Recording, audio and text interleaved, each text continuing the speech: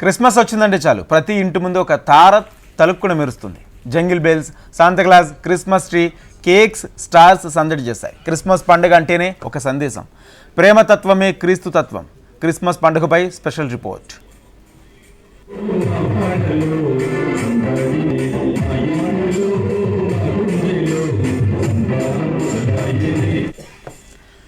Christmas వచ్చిందంటే ప్రతి ఇంటి ముందు ఒక క్రిస్మస్ ట్రీ వెల్కమ్ చెబుతుంది.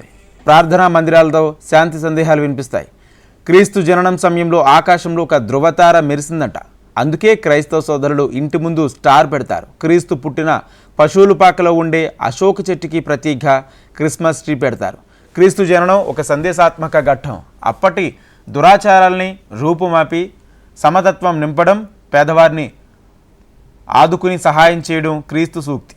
అందుకే శాంతాక్లాస్ రూపంలో క్రైస్తవులు పేదవారికి బహుమతులు పంపుతారు. ఇలా క్రిస్మస్లో ఎన్నో సందేశాలు ఇమిడి ఉంటాయి. ఇక పండగ ఏదైనా అందరూ కలిసి సంతోషాలు పంచుకోవడం పరమార్థం. విశాఖలో క్రిస్మస్ సంబరాలు సందడిగా జరుపుతున్నాయి.